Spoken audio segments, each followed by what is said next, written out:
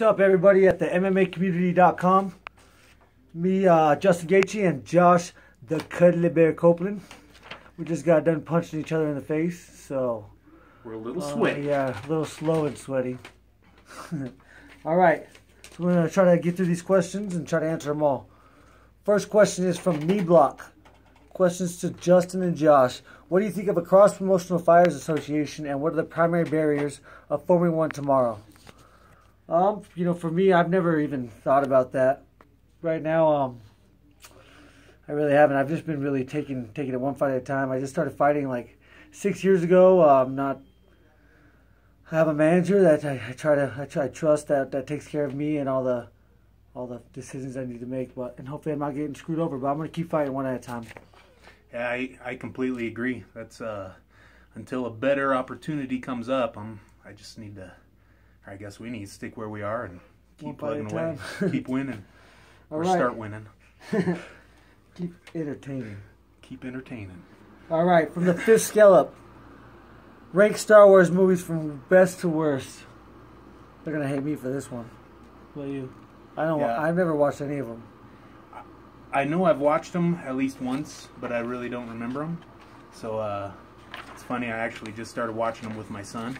So we got the number 2, and I think number 1 was better than number 2 because in number 2, Anakin seems a little whiny. It's bad for your son. What is the best fight you've seen this year? I'd say McGregor and Diaz was a good one. I maybe jump out of my seat. Yeah, that was. What else made me jump out of my seat? No? Coach Jake Ramos. Yeah.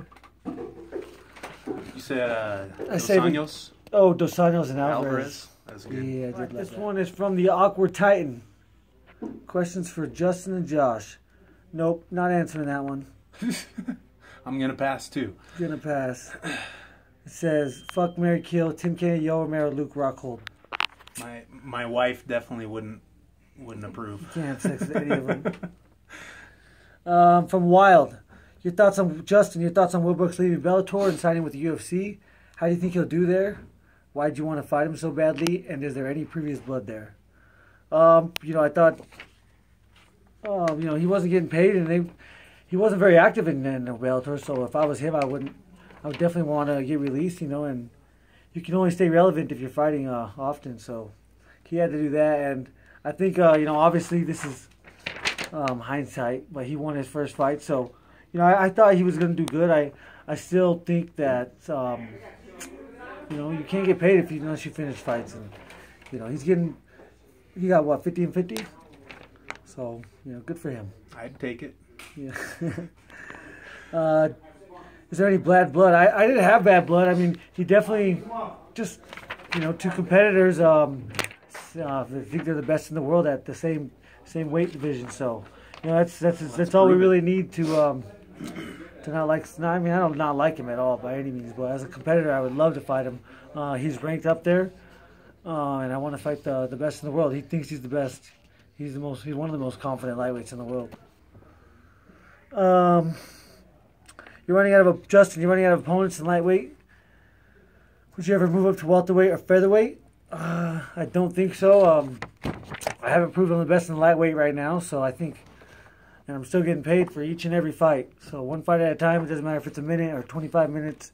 It'll be at lightweight, and it'll be to continue proving I'm the best in the world. I only want to fight. I won't go to welterweight or to featherweight ever. Question for both. How did you get started at MMA?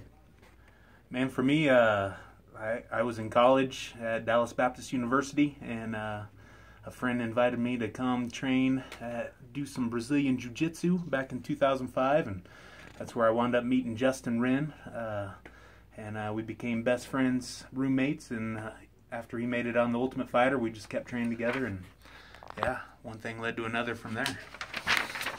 Thanks. I wrestled since I was 4. Wrestled in college. I'm in Greeley, so I started fighting amateur and fought 7 amateur fights. And as soon as I was done wrestling, I was able to turn professional. How many more years would you like to fight? I like competing, so as long as my body will let me.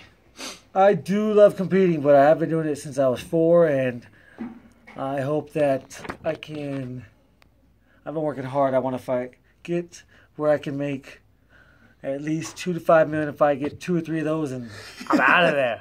I'm gone. I might be. I got a human services degree. I want to work with at-risk youth. I want to make my money and then be able to do that.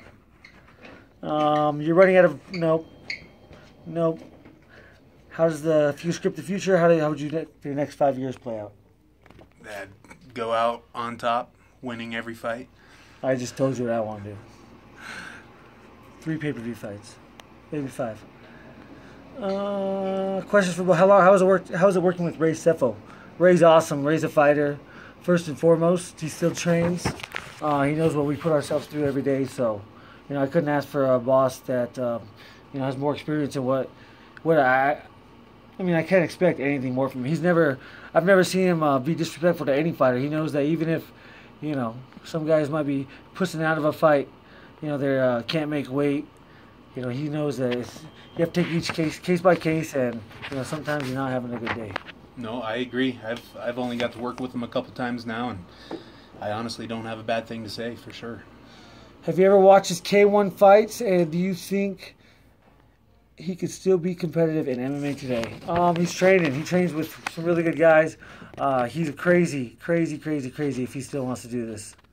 But I'm sure he could do. Yeah, I'm sure he could do good. He got some heavy kicks, heavy hooks. He's always posting videos of him training. I see him all the time training. I'd definitely tune in if he did. Yeah, he is a warrior. From ECC 170. What's up, man? Justin, who were your favorite wrestlers growing up that influenced you in your pursuit of being an All-American? I never had specific role models in wrestling. I loved wrestling. I wrestled every single year, but I also loved football.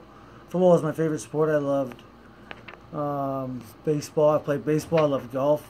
So I didn't even know that my goal was not to initially wrestle in college, but my lack of size kept me from playing football, which I'm very happy that was the case. So I ended up coming up to Colorado, and Ben Cherington, he was an All-American in 2005, Division I national champion, and my first year at UNC was his first year, and he was actually I'm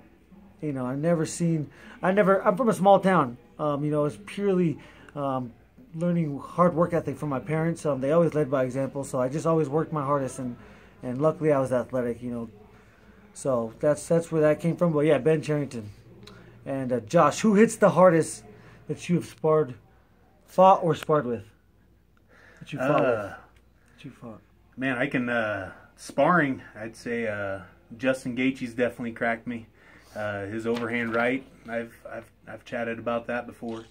One time, Vinny Lopez freaking threw a spinning back fist and cracked me square on my nose and busted me really good. That hurts. Yeah, that's all I can think of right now. That's all right. Gaethje. Justin, how fun do you think a fight versus Nate Diaz would be?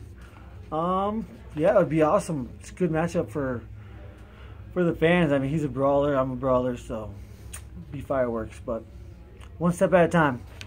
Next is, I don't even know who's next. It's either Ozzy or Jason High. One of those guys. That's all I care about. From Wild. Questions for both. What's your favorite cheat meal? I'm a heavyweight, so I really don't have cheat meals, but yeah, what every exactly meal. Is that? Cheese. I like cheese. Sushi? That's not cheating. When you eat enough of it. Good. That is doing great. I can eat sushi every day. Steaks, burgers. Burgers is a good cheat. Pancakes. I like French toast. French toast is probably my favorite cheat. I can put that away. Good breakfast. Who wins a hot wing eating contest between you two? Yeah, right. And what's the winning total? I don't know if you guys know this about the Cuddly Bear, but he's a professional eater. He does competitions, so... I will say, God hasn't blessed me with much, but He has blessed me with the ability to eat. How many chicken wings can you eat? Have you ever done chicken I've wings? never done chicken wings. How many hot dogs? Never hot dogs. What'd you do? I did do the endless shrimp at Red Lobster. Went in there back in college. I asked them what's the most amount of shrimp they seen someone eat, and the lady told me one time a guy came in, he ate 260 shrimp. So that was my mark, and so ordered the shrimp, came out with my side of rice, ate that. I ate my 2 cheddar biscuits because I believe you don't go to Red Lobster without eating the cheddar biscuits. You must eat the cheddar biscuits. 2 cheddar biscuits, and then I wound up beating it by 140 shrimp. So I ate 400 total shrimp. He would win. Josh, the Cuddly Bear Copeland, would beat me in a chicken wing eating contest. Without a doubt. Either of you do ice baths for recovery? If so, are they as brutal as they appear? I don't do them. I refuse. I tried to do them once, and I got in and I got out. I refuse. We had a cold tub in college where I wrestled, and I literally refused to do it.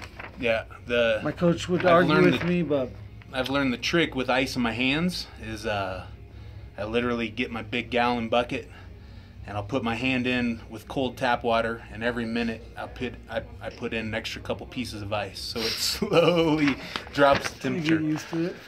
I'm a pansy. That's funny. We should though. I'm getting older. I'm gonna have to start doing something different. All right. From Ish Kabibble. Josh, largest amount of food eaten in one sitting. In one sitting. He actually was prepared for you on this one. Yeah, I pulled it up, a picture that I had. Here's a picture of me. I was a little bigger then, and this is up at Big Judd's in Boise, Idaho. So, biggest thing I tell you guys, look at the size of my head compared to that burger. And don't underestimate those tots. That was a huge basket full of tater tots. I'll say I got the burger. I dropped my phone. Got the burger, sat it up, put it on my plate. Or actually, I pressed it down first, sat it on my plate, and then I just went around it all the way until it was gone. Couldn't pick it up. The champ. The champ. I will never even try to be in an eating contest. All right. Justin, same question.